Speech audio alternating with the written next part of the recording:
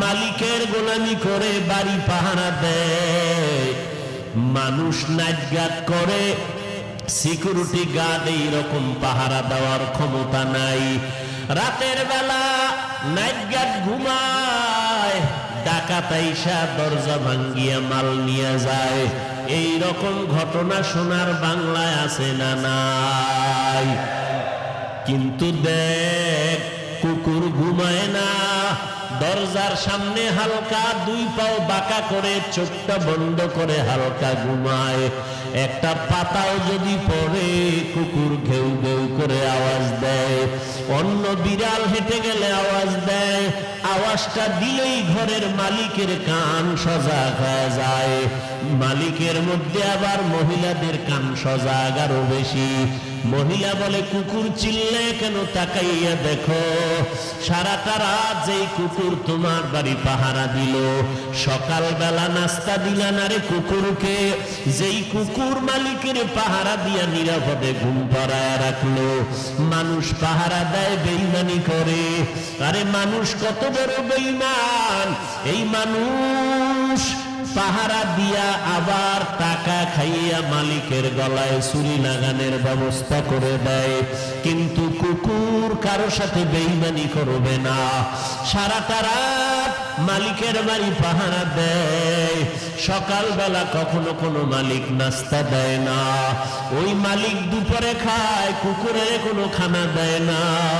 ঘরের ময়লা হাড্ডি যা বেঁচে থাকে ফালায় দেয়, কুকুর তা জিহ্বা না চেটে চেটে খেয়ে জীবন চালায়। কুকুর কখনো একদিনও রাগ করিয়া মালিকের কামড় দেয় নাই, মালিকের সাথে বেয়াদবি করে নাই। ওই কুকুর কখনো বেয়াদবি করে নাই, পাহারা দা সারিয়া ঘর থেকে চলে যায় নাই। বাড়িতে নতুন মেহমান নিয়ে মালিক যখন ঢুকতেছে, কুকুরের চোখের পাওয়ারে বেজে গেল, নতুন মানুষটা কেন ঢুকতেছে, এই মানুষটারে চিনি না।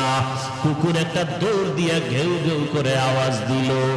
মালিকেরে বুঝাইল, নতুন লোকটাকে তোমার বন্ধু না দুশ্মন, আগে পরিচয় দাও। মালিক কয়, খবরদার কিছু বলবি না, আমার বাড়ির মেহমান। এ কথা বলতে না বলতে কুকুর লেজটা গুটাইয়া ঘেউ ঘেউ বন্ধ করে মাথা নত করে দেয়। বিনিময়ে মালিক একটা টাকাও দেয় না, 3 বেলার খানাও দেয় না। এই কুকুর মালিকের এত গোলামি করলো, এই কুকুর মালিকের থেকে কিছুই পেল না। আর আল্লাহ বলে, আমি তোর মালিক, বল আমি তোরে কি না দিয়েছি? আমি আল্লাহ তোকে পাঠাবার আগে তোর চলার মতো রাস্তার আয়োজন করে দিলাম, খানার ব্যবস্থা করে দিয়েছি। ঘুমানোর জন্য বান্দা কেমনে ঘুমাবি, তোষক বানাবি, শরীরটা শক্ত জায়গায় রাখলেও তেমন ক্ষতি হবে না, কিন্তু মাথাটা নরম জায়গায় রাখা লাগবে। আমি আল্লাহ তোর মাথাটাকে নরম জায়গায় রাখার জন্য আমি কুদরতের দ্বারা গাছের মধ্যে তুলার আয়োজন করে দিয়েছি। কাদের কুদরত দারি বরকামাল, আন্তা রব্বি আন্তা হাসবি জুল জালাল, তুহি কাদের জলিলুল্লাহ জাহাদার, বহর হালে তুহি মেরা নেগাহদার। আল্লাহ রাব্বুল আলামিন বলেন, এরে গোলাম, আমি আল্লাহ বড় আদর করে তোমারে বানাইলাম, আমি আল্লাহ তোমার সব আয়োজন করে দিলাম। আমি মালিক, তোমার থেকে কিছুই নেই নাই, সব শুধু তোমার দিতেই থাকলাম। চাওয়ার আগে দিয়েছি।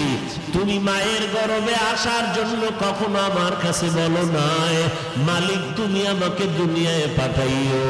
আমি আল্লাহ তোরে মায়া করে মায়ের গর্ভে নাপাক পানির থেকে সৃষ্টি করেছি। আমি আল্লাহ তোর চেহারাটা সুন্দর করে বানায় দিলাম রে গোলাম। মায়ের গর্ভে তোর মতো আরো কত সন্তান বানাইলাম, 5টা ভাই বোন তোর মায়ের গর্ভ থেকে পাঠাইলাম। দেখছুনি তাকাইয়া তোর চেহারাটা এত সুন্দর, তোর আর 4টা ভাই বোনের চেহারার সাথে তোর চেহারা